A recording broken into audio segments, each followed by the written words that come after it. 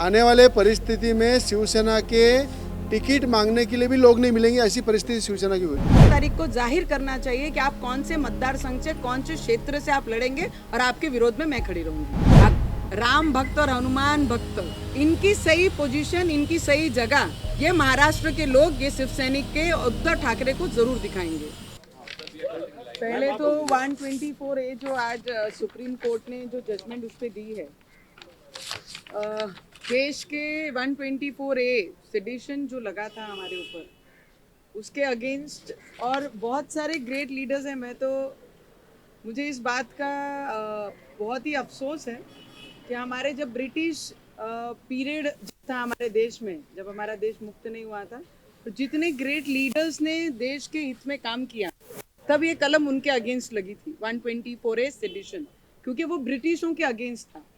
और अपने देश में जब फ्रीडम होने के बाद भी आज एक लोक प्रतिनिधि हो या आम जनता हो या आम पब्लिक, कोई भी हो इस देश में रहने वाला, अगर वो अपने धर्म का प्रचार प्रसार करता है, तो आज महाराष्ट्र में ये परिस्थिति निर्माण हुई है कि उनके ऊपर देशद्रोह 124A सेडिशन जैसा कलम लगता है।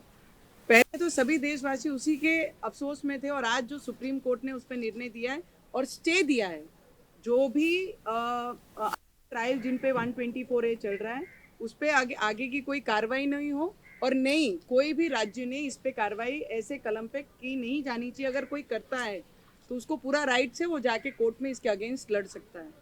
तो पहली बात, हमारे ऑर्डर में ही 124A का सेडिशन का ऑर्डर ने, जज ने खुद इसका जजमेंट दिया है कि ऐसी कोई भी कलम इन पे लागू नहीं होती है। तो आने वाले समय में जब जून में हमारा पार्लियामेंट होगा, एज ए मेंबर, जब इसमें कोई भी अमेंडमेंट्स सरकार लाएगी तो उस पर ज़रूर खड़े होके, क्योंकि ये चीज़ें मैंने भुगती हैं, और महाराष्ट्र से पहली मेंबर ऑफ पार्लियामेंट है महिला जिसको ये केस के अंदर कोर्ट जेल में भेजा गया, तो उस पर ज़रूर बोलेंगे। और एक चीज़ तो ये सरकार का, केंद्र सरकार का दिल से अभिनंदन करना चाहिए, क्योंकि आज़ादी के बाद पहली बार जितने भी ब्रिटिश कालीन जो भी कलमें हैं, उसको हटाने पे और उस पर अमेंडमेंट्स लाने में सिर्फ ये सरकार काम कर सकती है और कोई नहीं। और हमारे यहाँ पर ब्रिटिश रूल्स के जो नियम है, जो ऑफेंस है, उस पर काम करने वाला उद्धव ठाकरे है, और ये सरकार, मोदी ही जी सिर्फ ये सब चीज़ें हटा सकते हैं। पर हिटलरशाही आज भी मेरे महाराष्ट्र में उद्धव ठाकरे के माध्यम से महाराष्ट्र में सबने देखी है, पूरे देश की जनता ने ये महसूस किया और देखा भी है। उसके लिए तो उनका अभिनंदन करती हूँ। और जितनी भी तकलीफें मुझे दी हैं, मुझे लगता है लड़ने वालों के लिए तकलीफें लाके उन्हें थमा नहीं सकते हैं। हम लड़ने वालों में से हैं, ना ही डरने वालों में से हैं, सबसे पहली बात। और जब मैं ओम बिरला जी को मिलके, हमारे स्पीकर को, मैंने सभी के साथ में किया कि 23 को प्रिविलेज के अगेंस्ट मेरा पूरा स्टेटमेंट होगा। जो जो जैसे जैसे इल्लीगली मुझे पकड़ा गया, इल्लीगली मुझे फोर्सफुली जेल लेके जाया गया, लेके गए, लॉकअप में डाला गया, वहाँ पे किस तरीके से ट्रीटमेंट हुई, उस विषयों पे मेरा 23 तारीख को मेरा स्टेटमेंट प्रिविलेज के सामने होगा। और वो मैं 23rd ऑफ दिस मंथ वो भी किया जाएगा। और उसके बाद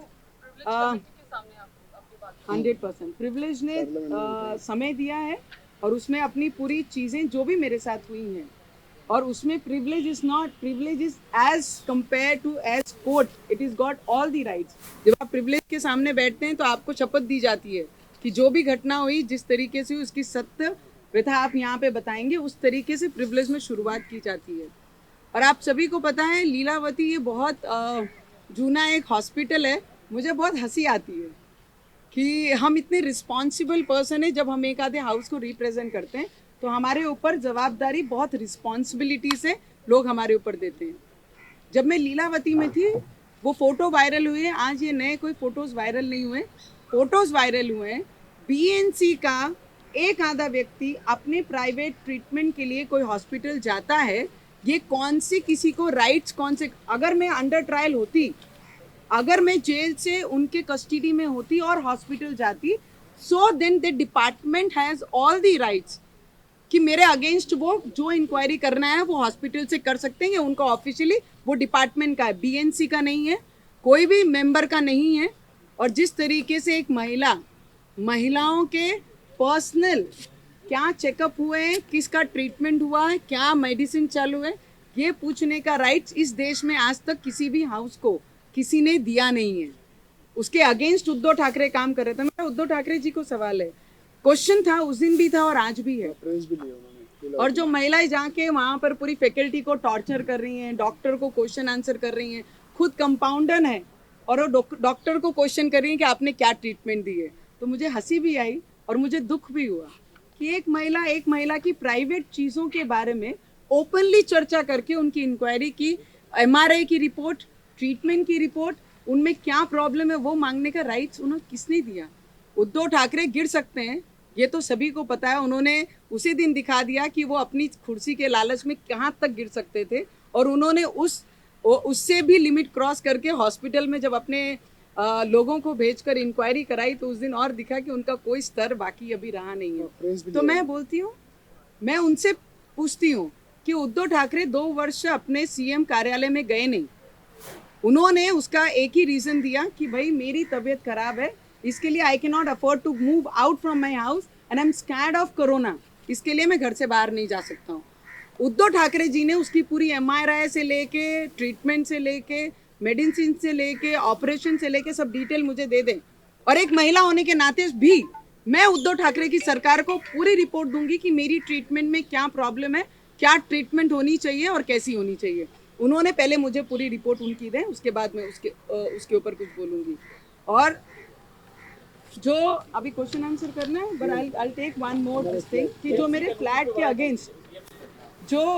के अगेंस्ट मुझे नोटिस दी है आज, ये मुझे लगता है वो फ्लैट में मुझे रहते हुए 7 वर्ष हो रहे हैं, 6 से 7 वर्ष हुए हैं। और वो बिल्डिंग, ना मैं बिल्डर हूँ, ना वो प्रॉपर्टी की मैं हेड हूँ या मालिक हूँ, किसी ने बनाई, मैंने खरीदी और मैं उस घर में रहती हूँ। ये सीधे से, और कई लोग, कई परिवार उस घर फ्लैट में रहते हैं, बिल्डिंग में रहते हैं। उन्होंने सडन ऑफ 124 लगाई, हम जेल के अंदर, सब वो नोटिस हमारे गेट के दरवाजे के बाहर लगा के जा रहे हैं। इंसानियत तो जिंदा ही नहीं रही है। और आपने ही परमिशन दी है ऑनर को, जो बिल्डिंग के ऑनर थे, जिन्होंने बनाया, बिल्डर को सब दिए, आज नोटिस लगा के गए हैं। मुझे ये उनसे एक प्रश्न पूछना है कि आप गिरोगे भी तो कितना गिरोगे? आपको ये लगता है कि घर का अगर कोई पार्ट तोड़ दिया तो हम बेघर हो जाएंगे? आप बेघर भी कर देंगे तो हमारी लड़ाई अगेंस्ट करप्शन ये महाराष्ट्र में पहले भी थी और आज भी उसके अगेंस्ट हम खड़े रहेंगे। जो महाराष्ट्र का नुकसान करने के लिए आगे आ रहे हैं उसे पीछे खींचने का काम हम पूरी ईमानदारी से करेंगे। और जो नोटिस दिए हैं लीगली हम उसका उत्तर जरूर देंगे। हम लीगल पे विश्वास करते हैं और लीगली हम आगे जाएंगे। लेकिन उसमें जो फ्लैट के अंदर जो बताया कि स्ट्रक्चर आपने बदल दिया। See I tell you one thing, जब भी होता है, जब भी आप किसी से फ्लैट लेते हैं तो आप हल्का चेंजेस करने का पूरा राइट्स रखते हैं। अगर आप बीम तोड़ते हैं, अगर हमने जिस पोजीशन में थी उसी पोजीशन में हमने खरीदी है, उन्होंने किसको परमिशन दी, कैसे दी, वो मुझे नहीं पता। वो बिल्डर को उनको क्वेश्चन करने का पूरा राइट्स है। जिस घर में मैं रहती हूँ मैंने एज इट इज वो घर लिया है। पर आज सडन ऑफ उद्धव ठाकरे को क्या सूझा कि नवनीत राणा उनके अगेंस्ट और रवि राणा उनके अगेंस्ट बोल रहे हैं, करके नवनीत राणा का घर तोड़ना है, यही उद्देश्य रह गया है, राजद्रोह लगाना है और राजद्रोह लगाना है। ये सब चीजों को अगर देखा तो एक जिसको व्यक्ति को साधारण सा दिमाग नहीं होगा ना, उनको भी ये समझेगा कि ये श्रूढ़ बुद्धि की राजनीति ये महाराष्ट्र में चल रही है और वही कर रहे हैं। स्टेटमेंट की वजह से आपको कुछ नोटिस दिया गया है क्या कोर्ट की तरफ से? मैं आपको एक चीज बताना चाहूंगी, कोर्ट का मैंने हमेशा आदर किया है, रवि जी ने भी आदर किया और देश में रहने वाला हर एक व्यक्ति कोर्ट के आदेशों का पालन करता है। और मैं बहुत ज़्यादा रिस्पॉन्सिबिलिटी से ये शब्द बोलती हूँ। कोर्ट ने मुझे जब भी कहा कि you can not talk on particular some subject, आप ये सब्जेक्ट पे बात नहीं करेंगे, हमने वो सब्जेक्ट को हाथ भी नहीं लगाया। और मेरे साथ जो हुआ, आज बीएमसी का इशू है, मेरे घर गिराने के लिए अगर कोई आके लेटर लगाता है, बीएमसी चिपकाती है, तो उस पर बोलने का अधिकार मुझे मेरे संविधान ने दिया है। फ्रीडम ऑफ स्पीच कहाँ पर है? अगर मेरे साथ जो हो रहा है, मेरे घर गिराने के लिए अगर कोई पोस्टर लगा रहा है तो उस पर मैं बात करूंगी। हॉस्पिटल में मेरी प्राइवेट हेल्थ चेकअप के बारे में अगर कोई इंक्वायरी करने जाता है जिसको मैंने राइट्स नहीं दिए हैं, अगर वो जाके पूछेगा, उस पर बोलने का अधिकार मुझे मेरे संविधान ने दिया है और उसका पालन मैं करूंगी। और कोर्ट का पालन मैं पूरी रिस्पेक्ट से करती हूँ।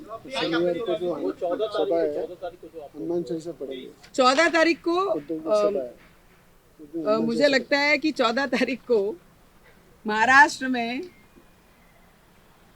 जो अपनी विचारधारा छोड़कर दूसरे मार्ग पे हैं उनकी कोई सभा है महाराष्ट्र में, और उसी दिन ये संकट से महाराष्ट्र को बचाया जाए इसके लिए संकट मोचन की आरती सुबह 9 बजे हम दिल्ली में एक मंदिर में संकट मोचन के जाकर आरती करने वाले हैं कि ये संकट जल्द से जल्द हमारे महाराष्ट्र से दूर हो जाए।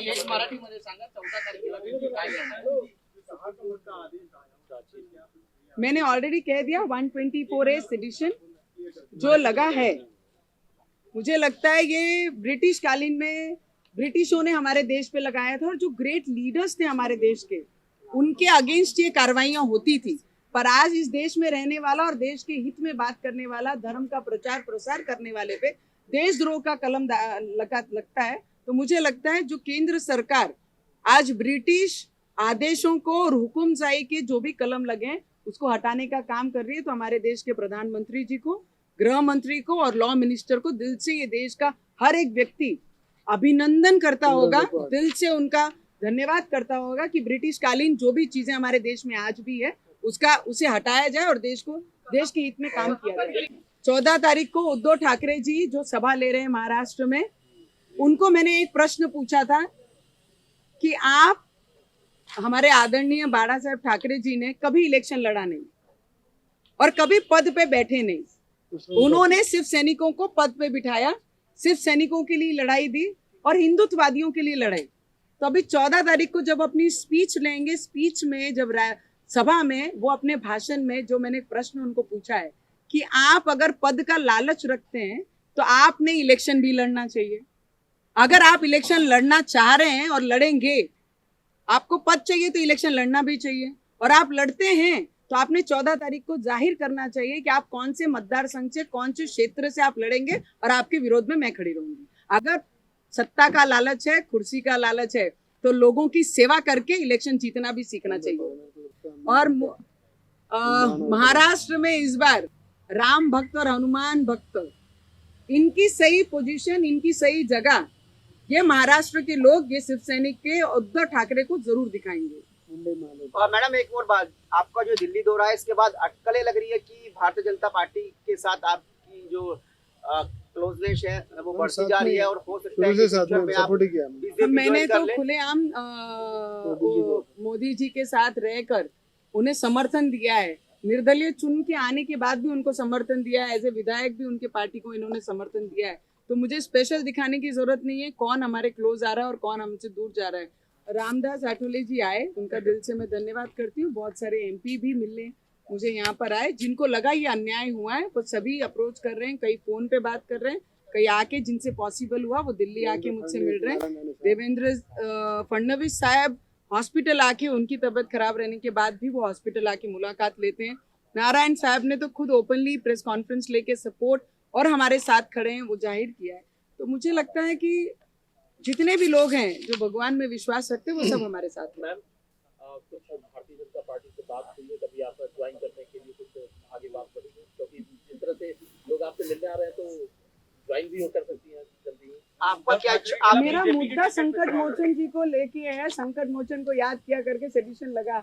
आप कौन से ट्रैक पे जा रहे हैं? जब ऐसा कुछ होगा, देश के प्रधानमंत्री के साथ है, उनको पूरा सपोर्ट है हमारा, और देश के लिए जो देश के प्रधानमंत्री काम कर रहे हैं उनके साथ हमेशा।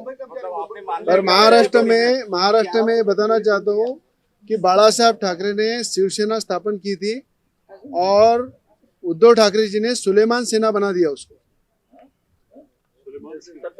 यानी जिस तरह से बाला साहब ठाकरे जी ने हिंदुत्व के लिए, हिंदुत्व को मजबूत करने के लिए जो शिवसेना स्थापन की थी, उद्धव ठाकरे जी ने ये महाविकास आघाड़ी के विचारों पे अंग्रेजों के कायदों का पालन करके सुलेमान सेना बनाने का काम किया है। और उसी सरकार के अंदर उद्धव ठाकरे जी के साथ एक शकुनी मामा है, जो शकुनी मामा सही मायने में उद्धव ठाकरे जी को पूरा ले डूबने वाला है। और इसके लिए मुझे डूबने ही वाला है, डूबने जो की बचे स्थिति हैं चल रहा सांस वो भी है। निकल और जाएगी। मुझे लगता है कि जो स्थिति आज राज्यसभा में शिवसेना तो की सब महाराष्ट्र में है, आने वाले परिस्थिति में शिवसेना के टिकट मांगने के लिए भी लोग नहीं मिलेंगे, ऐसी परिस्थिति शिवसेना की होगी।